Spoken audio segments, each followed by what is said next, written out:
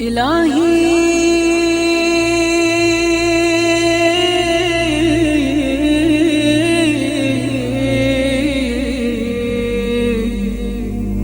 إن كان الندم على الذنب توبة.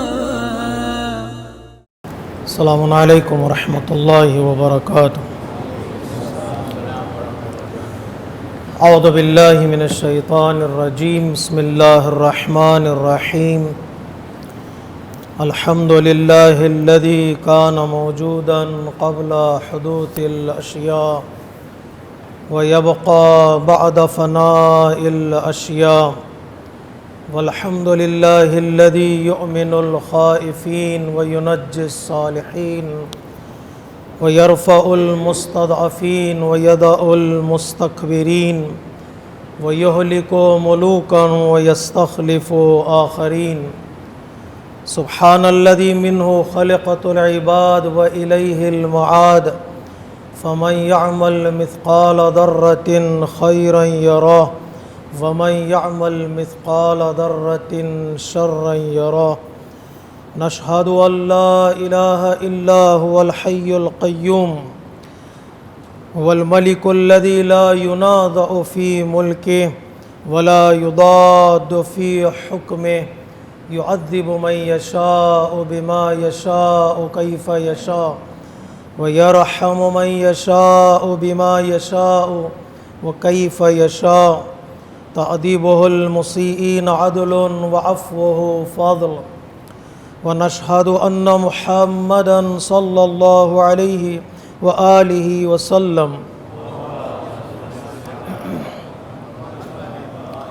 سيد المرسلين وخير المبشرين والمنذرين وعلى آله الهداة المهديين. من ركب سفينتهم نجا واهتدى ومن تخلف عنها ضل وغرق وهوى. اوصیکم عباد اللہ بالاعتصام بالتقوى فإنه حبل متین وعروۃ عتقی.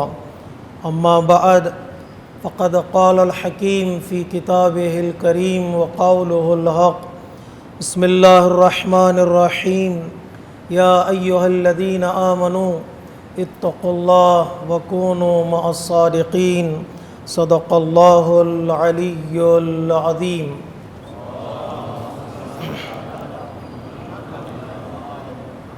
نماز گزارنے عزیز، خطبہ اول کی ابتدا میں اپنے نفس کے ساتھ ساتھ آپ تمامی حضرات کو تقوی الہی کی دعوت دیتا ہوں.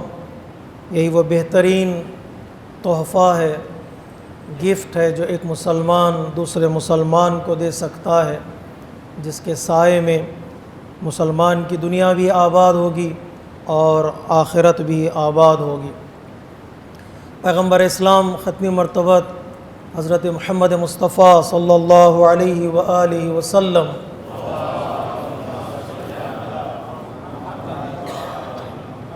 مولا کائنات سے خطاب کرتے ہوئے ارشاد فرماتے ہیں: اے علی، میں نے ایک مرتبہ جبرائیل سے پوچھا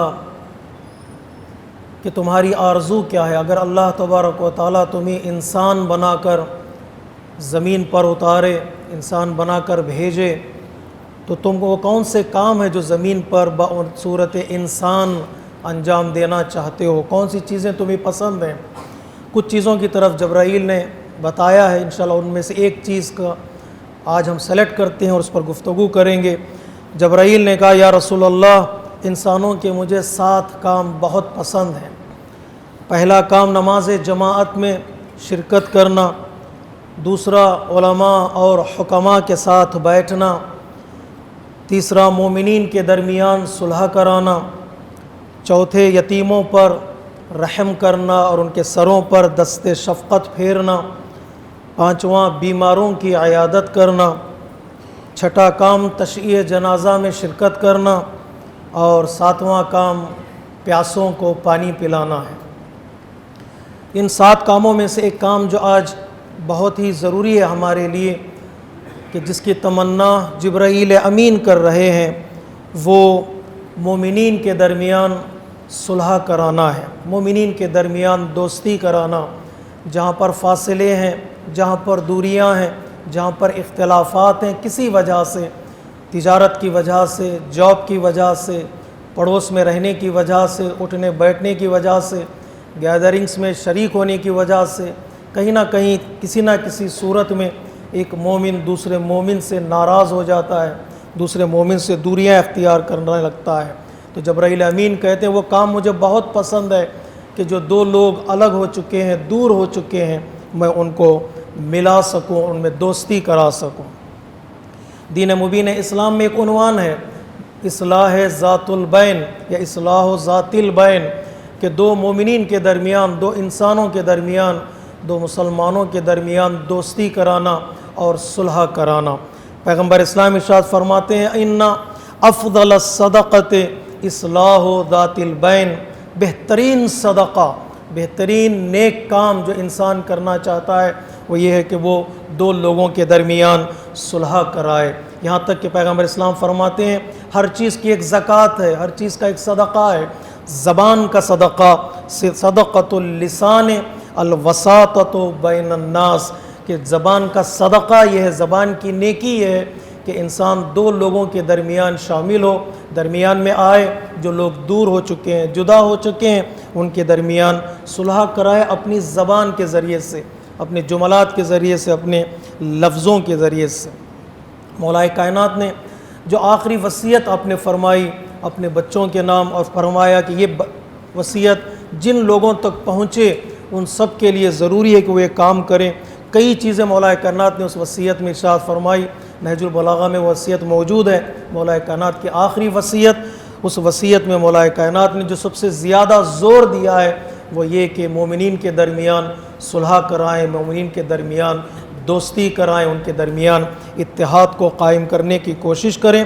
اور اس کے بعد مولا کائنات فرماتے ہیں افضل من عامۃ الصلاۃ والصیام، کتنا اہتمام کرتے ہیں ہم نماز کا، کتنا اہتمام کرتے ہیں ہم روزوں کا۔ مولا کائنات فرماتے ہیں ایک مومن کو دوسرے مومن سے ملانے کا ثواب 1 سال کی نماز اور 1 سال کے روزے سے زیادہ ہے۔ سال کا ترجمہ ہم کرتے ہیں عامہ، بعض کامنٹیٹرز کہتے ہیں نہیں، عامہ کا مطلب سال نہیں ہے، عامہ کا مطلب بے حساب ہے، کوئی حد نہیں ہے اس کی، کہ انسان کو اتنا ثواب ملے گا جتنا انسان اپنی زندگی میں نماز پڑھتا ہے اور روزہ رکھتا ہے۔ یعنی اتنا ثواب کیوں رکھا گیا ہے اس میں؟ اس لیے کہ مومنین کے درمیان جتنا اتحاد قائم ہوگا، جتنی دوستی قائم ہوگی، جتنی نزدیکیاں بڑھتی چلی جائیں گی، اتنا ہی معاشرہ، اتنا ہی ایک شہر، ایک ملک ترقی کرے گا اور کامیابی کی منزلوں تک چلتا چلا جائے گا۔ یہ مومنین کی جنرل گفتگو تھی۔ جو ہمارے پاس روایتیں ہیں، سینکڑوں روایتیں ہمارے پاس ہیں، بے حد و حساب ہے، جس کا ثواب بھی بہت زیادہ ہے۔ لیکن خصوصی طور پر جس بات کی طرف میں اشارہ کرنا چاہتا ہوں وہ یہ کہ مومنین کے درمیان کا مطلب ان میں سے خصوصی طور پر پیغمبر اسلام فرماتے ہیں میاں بیوی کے درمیان دوستی کرانا، ہسبینڈ اینڈ وائف کے درمیان جو اختلافات پیدا ہوتے ہیں ان کو ختم کرنا، ان کے رشتے کو مضبوط کرنے کا ثواب اور ہی ہے، جس کی طرف توجہ کرنا بہت ضروری ہے۔ پیغمبر اسلام فرماتے ہیں اگر میاں بیوی کے درمیان اختلاف ہو جائے، ہسبینڈ اینڈ وائف کے درمیان کوئی معمولی سی چیز پر جھگڑا ہو جائے، یا مومنین کی ذمہ داری یہ ہے کہ ان کے درمیان صلح کرے۔ تھرڈ پارٹی کا رول یہاں پر بہت ہی اہم ہوتا ہے۔ جو میڈیٹرز ہوتے ہیں، جو درمیان میں آتے ہیں، وہ محنت کریں، تلاش کریں اس سے پہلے کہ مسئلہ بگڑ جائے یا اس حد تک پہنچ جائے کہ ان کی زندگی میں جدائی آ جائے، کہ بہتر ہے کہ مومنین اصلاح کا کام کرے۔ من مشا فی اصلاح بین امرأۃ و زوجہا، جو لوگ کوشش کرتے ہیں، چلتے ہیں، قدم آگے بڑھاتے ہیں ہسبینڈ اینڈ وائف کے درمیان صلح کرانے کے لیے، آتاہ اللہ تعالی اجر 1000 شہید، پروردگار عالم 1000 شہیدوں کا ثواب انہیں عطا کرتا ہے۔ 1000 شہیدوں کا ثواب عطا کرتا۔ قتلوا فی سبیل اللہ حق، وہ شہداء جو راہ خدا میں جنہوں نے اپنی جانوں کو قربان کیا ہے، راہ خدا میں جان قربان کرنے کا ثواب 1000 شہیدوں کا ثواب اس کو ملے گا جو اختلافات کو دور کرنے کی، جو پریشانیوں کو دور کرنے کی کوشش کرتے ہیں اور چلتے ہیں، 2 قدم آگے بڑھاتے ہیں۔ نتیجے پر گفتگو نہیں ہو رہی ہے، رزلٹ پر بات نہیں ہو رہی، صرف کوشش کرنے والے، چلنے والے، ارادہ بنانے والوں کو پروردگار عالم اتنا عظیم ثواب عطا کرتا ہے۔ نہ تنہا اجر 1000 شہیدوں کے اجر عطا کرے گا پروردگار عالم، دوسری روایتوں میں صلی علیہ ملائکۃ اللہ حتی یرجع، اگر وہ کوشش کرنے کے لیے گھر سے نکلے، اس کو پروردگار عالم اور پروردگار عالم کے فرشتے اس پر درود پڑھتے ہیں یہاں تک کہ وہ گھر واپس لوٹ کر نہیں آ جاتا۔ فرشتوں کا درود اور فرشتوں کا سلام بھی اس کے لیے شامل حال ہو جاتا ہے۔ اور تیسرا ریوارڈ اعطی اجر لیلۃ القدر، پروردگار عالم شب قدر میں جو انسان درک کرنے کے بعد ثواب حاصل کرتا ہے اس کو پروردگار عالم دیتا ہے، جو انسان ہسبینڈ اینڈ وائف کے درمیان دوریوں کو ختم کرنے کی کوشش کرتا ہے اور ان کو ملانے کی کوشش کرتا ہے۔ یہ بہت بڑا ثواب ہے جس کی طرف توجہ کرنا ضروری ہے۔ اگرچہ انسان ثواب کی طرف توجہ نہ بھی کرے تو ایک کمیونٹی کو بلڈ کرنے کے لیے، ایک سوسائٹی کو بلڈ کرنے کے لیے کام بہت ضروری ہے۔ یہاں سے سفر شروع ہوتا ہے اتحاد کا، یہاں سے سفر شروع ہوتا ہے یونٹی کا، یہاں سے سفر شروع ہوتا ہے سکون کا اور اطمینان کا۔ حتیٰ آپ کے اور ہمارے 5ویں امام ارشاد فرماتے رحم اللہ امرأن الف بین ولیین لنا، پروردگار عالم اس پر رحم نازل کرے، اس انسان پر اپنی رحمت نازل کرے جو دو ہمارے چاہنے والوں کے درمیان دوریاں ختم کر دیتا ہے، فاصلے ان کے درمیان جو موجود ہیں ان کو مٹا دیتا ہے۔ امام دعا کر رہے ہیں اس کے لیے جو اس راہ میں قدم آگے بڑھاتے ہیں۔ لیکن اگر دوریاں ختم نہ ہو، میاں بیوی کے درمیان اختلافات ہوں، سب سے بڑی خوشی اس اختلافات کی امام فرماتے ہیں شیطان کو ہوتی ہے، سب سے بڑی خوشی شیطان کو ہوتی ہے۔ اذا اختصمت ہی وزوجها فی البیت، اگر میاں بیوی کے درمیان کسی گھر میں اختلاف پیدا ہو جائے کسی بھی بات کو لے کر، فلہو فی کل زاویۃ من زوایا البیت شیطان، ہر گھر کے ہر گوشے و کنار میں شیطان موجود ہو جاتا ہے، شیطان پیدا ہوتا ہے، وہ نظر آتا ہے جہاں پر اختلاف پایا جاتا ہے، خصوصی طور پر میاں بیوی کے درمیان۔ شیطان کرتا کیا ہے جب وہ جھگڑا ہوتا ہے، جب اختلافات وجود میں آتے ہیں، یزفق و یقول فرح اللہ من فرحنی، وہ تالیاں بجاتا ہے شیطان۔ جب ہسبینڈ اینڈ وائف کے درمیان اختلاف پیدا ہوتا ہے تو وہ خوشی مناتا ہے، یصفقو یعنی تالیاں بجانا، خوشی کا اظہار کرنا، اور دعا کرتا ہے کہ پروردگار عالم تجھے خوش رکھے کہ تو نے مجھے خوش کر دیا ہے آج۔ شیطان دعا کرتا اس بندے کے لیے جو بندہ اختلافات کو ہوا دیتا ہے یا دوریاں اختیار کرتے ہیں ہسبینڈ اینڈ وائف کے درمیان۔ تو اس کے نتیجے میں کیا ہوگا؟ نتیجہ اگر ہسبینڈ اینڈ وائف اختلافات کے بعد، میاں بیوی کے درمیان دوریوں کے بعد اگر مل جاتے ہیں، سب سے بڑا غم جو ہوتا ہے وہ شیطان کو ہوتا ہے۔ ہم کہتے ہیں نا جن کا سایہ ہو گیا، پتہ نہیں کس کا سایہ ہو گیا، گھر میں پریشانی آ گئی۔ پریشانیاں بعد میں آتی ہیں، پریشانیاں سب سے بڑی پریشانی وہ میاں بیوی کے درمیان اختلاف ہے، جو پریشانی ساری چیزوں کا مقدمہ بن جاتی ہے۔ وہیں سے گمان شروع ہوتے ہیں، وہیں سے امیجنیشن شروع ہوتے ہیں، وہیں سے تصورات شروع ہوتے ہیں، وہیں سے سارے پرابلمز شروع ہوتے ہیں۔ کون سا جن آیا، کہاں آیا، کب آیا، کس نے کیا، اس نے کیا ہوگا، اس نے کیا ہوگا، سارے تصورات وہیں سے شروع ہوتے ہیں جہاں انسان پہلا قدم اختلافات کی طرف بڑھاتا ہے، جدائی اور دوری کی طرف بڑھاتا ہے۔ لیکن سوال یہ ہے ان اختلافات کو کون ختم کرے؟ کچھ پریکٹیکل ٹپس بھی چاہیے ہوتا ہے، کون ختم کرے ان اختلافات کو، ان دوریوں کو کون ختم کرے؟ اگر ہم روایتوں کا مطالعہ کریں، روایتوں میں اس بات کی طرف اشارہ کیا ہے کہ سب سے پہلے جو ہمارے اختلافات کو، ہسبینڈ اینڈ وائف کے درمیان اختلافات کو دور کر سکتے ہیں وہ خود ہسبینڈ اینڈ وائف ہے۔ سب سے پہلے اختلافات کو دور کرنے والے وہ بیٹھے اپنی زندگی کے بارے میں سوچیں، وہ بیٹھے اپنی زندگی کا پلان بنائیں، عقل کو درمیان، روایتیں کہتی ہیں اپنی عقل کو درمیان میں رکھیں۔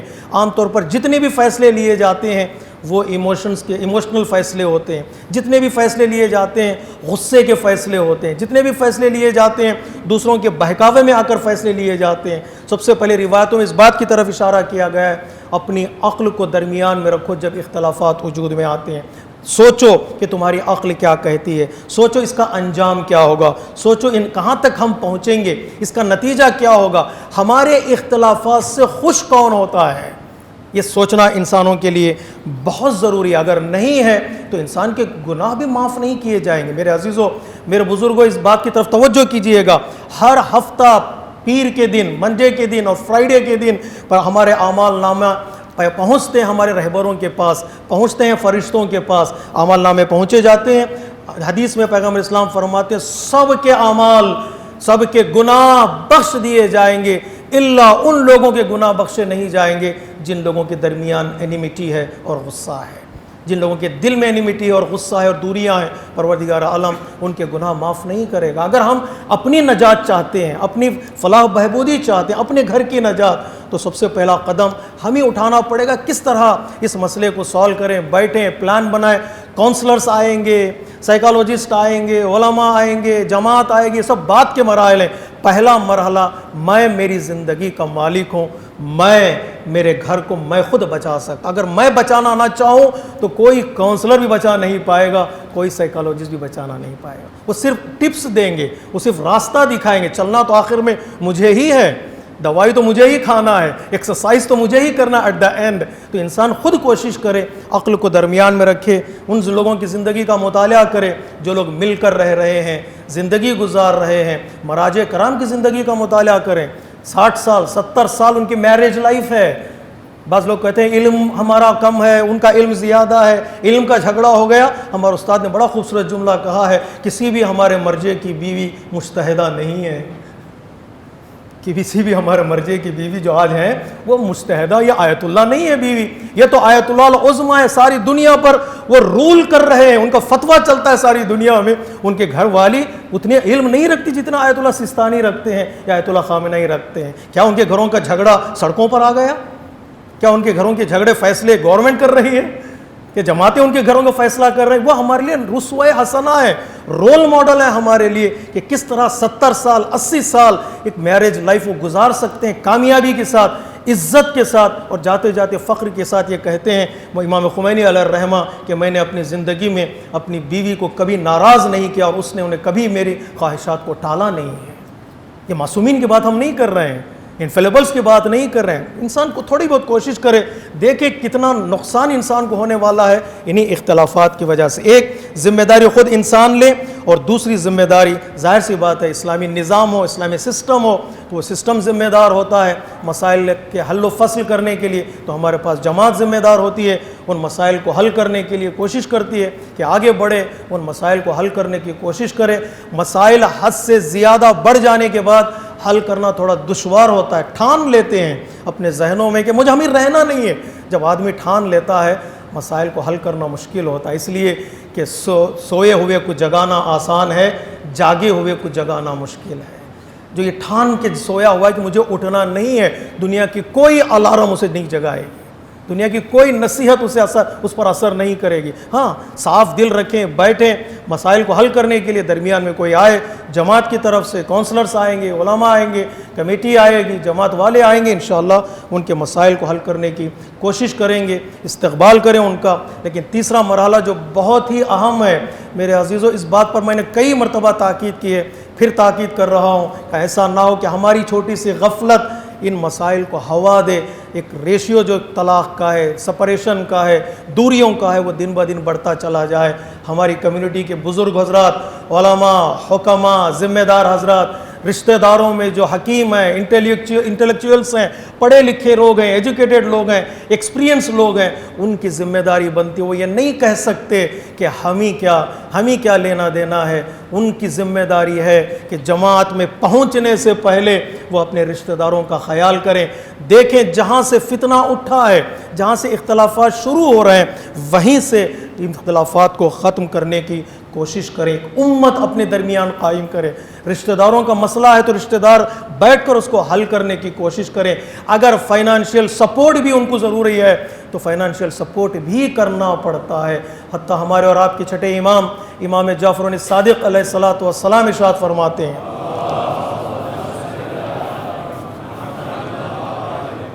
کہ ابان بن تغلب یہ پیسہ ہے لے جاؤ، فلاں دیہات میں جاؤ، فلاں گاؤں میں جاؤ، اور یہ پیسہ وہاں خرچ کرنا جہاں لوگوں کے درمیان اختلافات ہیں. ان پیسوں کی وجہ سے وہ مل سکتے ہیں، وہ پیسہ خرچ کرو اور انہیں ملا دو.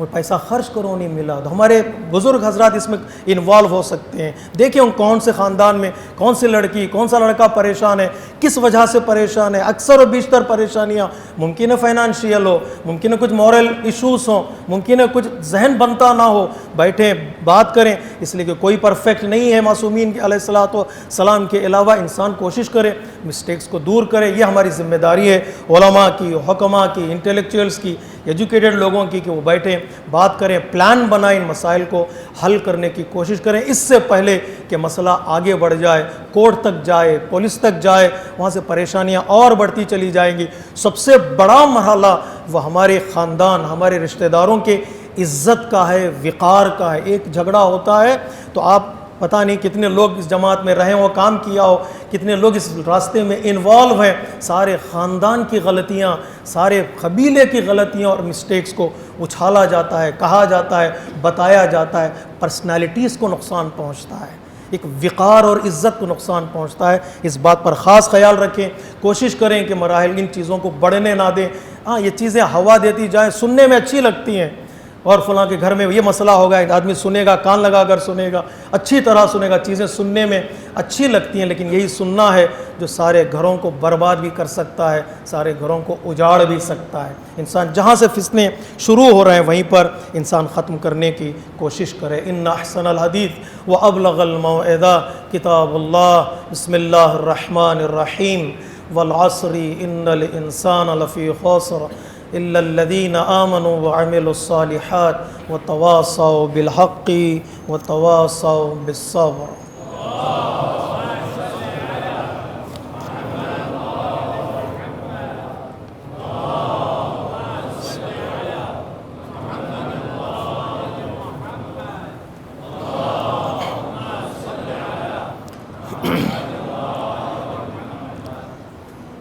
بسم اللہ الرحمن الرحیم، الحمد للہ الذی لا الہ الا هو الحلیم الکریم غافر الذنب وقابل التوب وهو الغفور الرحیم، سبحان من سبقت رحمته غضبا وبسط الیدین بالرحمہ۔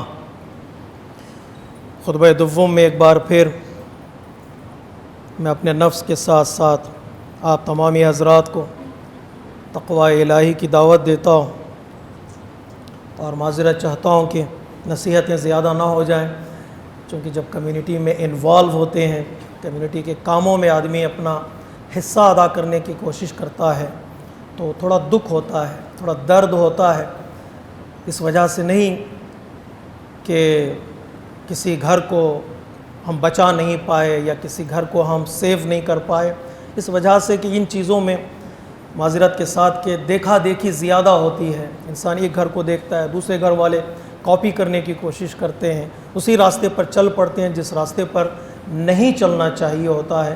انشاءاللہ کوشش کریں ایک سالم معاشرہ، ایک پاکیزہ معاشرہ جس میں غصہ کم ہو، انگزائٹی کم ہو، ڈپریشن کم ہو، سٹرس کم ہو، اور جس میں لڑائیاں کم ہوں، فتنے کم ہو۔ اگر یہ معاشرہ ہو تو انسان نماز بھی، عبادتیں بھی اطمینان کے ساتھ، سکون کے ساتھ انجام دے گا۔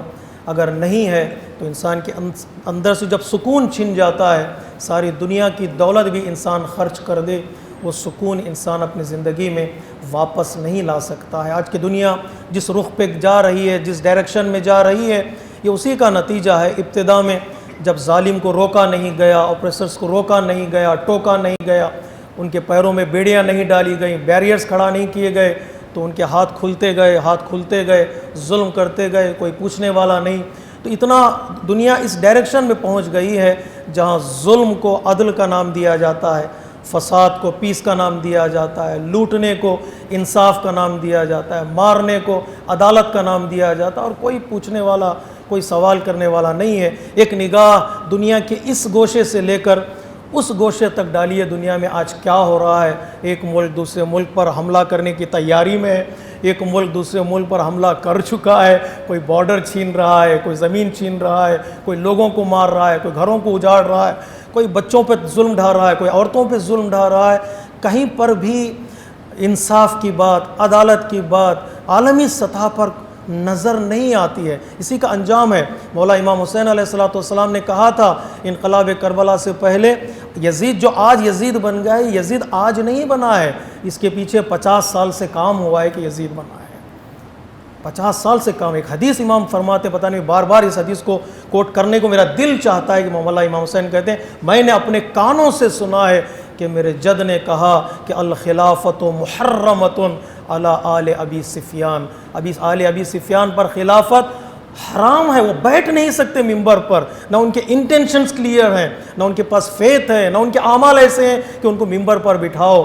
اگر کوئی بیٹھ جائے ان میں سے ممبر پر تو اسے کھینچ لو، تمہاری ذمہ داری، امت کی ذمہ داری ہے، امت کے ذمہ داروں کی ذمہ داری، کھینچا نہیں تو فصلتهم اللہ یزید ابن معاویہ۔ امام حسین کہتے ہیں تم نے ایک تو بیٹھ گیا تھا، کھینچا نہیں تو اللہ نے یزید کو تم پر مسلط کر دیا۔ یزید کب بنا ہے؟ جب خاموشیاں رہیں، طرفداریاں رہیں، سپورٹ رہے، ایک ظالم کو اتنا سپورٹ کیا کہ وہ جری ہو گیا، اتنا جری ہو گیا، اس کو کرسی اتنی پیاری لگنے لگی کہ وہ اب کرسی چھوڑنے کے لیے بھی تیار نہیں۔ اتنی پیاری، اتنا سپورٹ کیا ساری دنیا نے، کتنا ظلم ڈھایا، کتنے لوگوں کا قتل عام کیا، کتنے مظلوم لوگوں کو مارا، اس کے باوجود دنیا نے سپورٹ کیا، اس کی طرفداری کی، مذمت کسی نے نہیں کی، اور اس کو اتنی کرسی، ظلم کی کرسی اتنی پیاری لگنے لگی ہے کہ وہ کہہ رہا ہے کہ ہماری ڈیموکریسی جائے تو چلے جائے، ہمارے ملک کا وقار بھی جائے تو چلا جائے، میری کرسی نہ جائے۔ تو کتنے لوگوں نے کلپ بنا دیے، لوگ کھینچ کے لا رہے ہیں، باہر پھینک رہے، پھر اندر چلا جا رہا ہے۔ اتنی کہاں سے یہ انسان اتنا گر بھی سکتا ہے، اتنا انسان نیچے بھی جا سکتا ہے؟ حالانکہ دنیا کی خاموشی کا نتیجہ ہے جو یہاں ظلم اتنا بڑھتا چلا گیا، اب کوئی بولنے والا نہیں ہے، کوئی کنٹرول کرنے والا نہیں ہے، کوئی ٹوکنے والا نہیں ہے، اور ارادے ان کے خطرناک ہیں، ان کے انٹینشنز خطرناک ہیں۔ جب دنیا اس سطح پر پہنچتی ہے تو ظاہر سی بات ہے جو بڑے سطح پر آرگنائزیشنز بنائے گئے تھے، UN کے نام سے، OIC کے نام سے، یہ سارے آرگنائزیشن حقیقت میں معطل ہو چکے ہیں، حقیقت میں وہ سست ہو چکے ہیں، ان کا وہ اپنا پاور، ان کی اتھارٹی سب کچھ ختم ہو چکی ہے، وہ کچھ بھی کرنے کے قابل اب نہیں رہے ہیں۔ دنیا میں کوئی بھی ایسا ادارہ نہیں جو انصاف کی بات کر سکے، عدالت کی بات کر سکے۔ ہم مذہب تشیع کے ماننے والے، دین مبین اسلام کے ماننے والے ایک پیغام دنیا کو دینا چاہتے ہیں، اگر عالمی صلح ضروری ہے، اگر عالمی طور پر ہم صلح قائم کرنا چاہتے ہیں ملکوں کے درمیان، قبیلوں کے درمیان، افراد کے درمیان، تو بہترین راستہ جو انسان آ سکتا ہے وہ دین مبین اسلام کا راستہ ہے۔ وہ مکتب تشیع کی طرف انسان آ کر صلح قائم کر سکتا ہے، پیس قائم کر سکتا ہے، عالمی طور پر عزت کے ساتھ، ریسپیکٹ کے ساتھ قائم کر سکتا ہے۔ ورنہ دنیا جس ڈائریکشن پہ جا رہی ہے خطرناک ہے۔ کیپٹلزم کے خاتمے کے بعد پتہ نہیں اب کون سا نظریہ آنے والا ہے، سوشلزم کے بعد، کمیونزم کے بعد۔ کیپٹلزم جب ٹوٹ رہا ہے، اس کی ہڈیاں چور چور ہو رہی ہیں، تو اس کے بعد کون سا نظریہ آنے والا ہے؟ تو کاؤنٹر کرنے کے لیے کیپٹلزم کو شاید ڈینجرس ہو، شاید خطرناک ہو، اس کے بارے میں سوچنا پڑے گا آج کی دنیا کو۔ لیکن ایک ہی ازم ہے جس کی طرف ہم اشارہ کرنا چاہتے ہیں، اس کے سائے میں ساری دنیا میں امن قائم ہو سکتا ہے۔ دل کی بات ہے، عقیدے کی بات ہے، ہمارے تصورات کی بات ہے، وہ مہدی اعظم کی بات ہے۔ امام زمانہ کی حکومت کے سائے ہی میں عالمی طور پر امن قائم ہو سکتا ہے، صلح قائم ہو سکتی ہے۔ اس کے لیے ذمہ داری ہم سب کی ہے کہ ساری دنیا کو اس پرچم کے تلے بلائیں، ساری دنیا کو اس پرچم کے سائے میں انوائٹ کریں۔ جب دنیا چلنے لگتی ہے، دنیا دل سے پکارتی ہے۔ پتہ ہے امام کو آنے کا ایک وجہ، سبب یہ بھی بتایا گیا ہے کہ لوگ دل سے آواز دیں امام کو، اپنی دل سے بولے مولا اب آئیے گا۔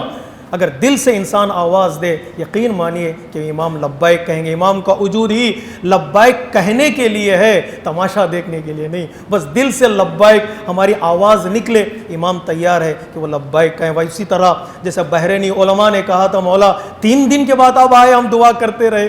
قوم کے پرہیزگار لوگ، وطن کے، بحرین کے پرہیزگار لوگ دعا کرتے رہے، 3 دن مسلسل ہم نے دعا کی، 3 دن کے بعد اب تشریف لائے۔ تو مولا نے کہا تھا تم نے وعدہ بھی 3 دن کا تو لیا تھا، تم نے وعدہ 3 دن کا لیا تھا، کاش اسی لمحے کا وعدہ کر لیتے تو ہم آنے کے لیے تیار ہیں۔ قصور ہمارے آنے میں نہیں ہے، دیری ہمارے آنے میں نہیں ہے، ہاں تمہاری دعاؤں میں طاقت ہونا چاہیے، تمہاری دعاؤں میں وہ طاقت ہو جس طاقتور دعا کرتے رہیں اللہ کی بارگاہ میں دل کے ساتھ، حالات کو دیکھتے ہوئے دنیا کے کس ڈائریکشن میں جا رہی ہے، پریشانیاں بڑھنے والی ہیں، فسادات بڑھنے والے ہیں، جہاں ڈیموکریسی کا ڈھول رچا رہے تھے وہ ٹوٹنے والے ہیں، تو ظاہر سی بات ہے دنیا جس ڈائریکشن پہ جائے گی وہ نفسا نفسی کی ڈائریکشن ہوگی، اپنے بارے میں سوچیں گے، سیلفش لوگ بنیں گے، اپنے ملک کے بارے میں سوچیں گے، اپنے قبیلے کے بارے میں سوچیں گے، اپنے ریلیجن کے بارے میں سوچیں گے۔ تو ایسا سوچنے والا انسان ہمیشہ دوسرے ملک کو اٹیک کرے گا، دوسرے قبیلے کو اٹیک کرے گا، دوسرے ریلیجن کو اٹیک کرے گا اور دوسرے پرسنالٹیز کو اٹیک کرے گا۔ انشاءاللہ اللہ تبارک و تعالی ہماری دعاؤں کو قبول کرے۔ جو حقیقی معنی میں دنیا میں عدل و انصاف قائم کرنے والے امام ہیں ان کا جلد از جلد ظہور فرمائے۔ وصلی علی سید المرسلین و شفیع المذنبین نبیا محمدا صلی اللہ علیہ وآلہ وسلم۔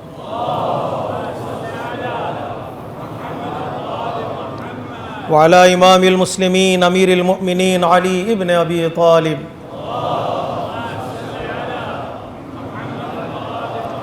وعلى سیدۃ نساء العالمین وبضعۃ خاتم النبیین سیدتنا فاطمہ بنت رسول اللہ۔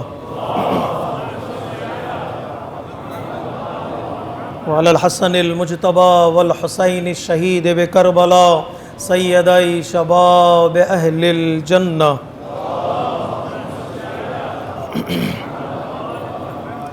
وعلى أئمة المسلمين وقادة المؤمنين علي بن الحسين ومحمد بن علي وجعفر بن محمد وموسى بن جعفر وعلي بن موسى ومحمد بن علي وعلي بن محمد والحسن بن علي۔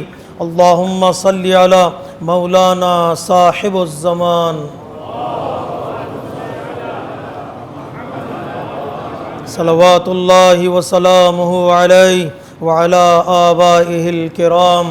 اللهم عجل فرجه وسهل مخرجه واجعلنا من المستشهدين بين يديه۔ اللهم اجعلنا ممن يذكر فتنفه الذكرى۔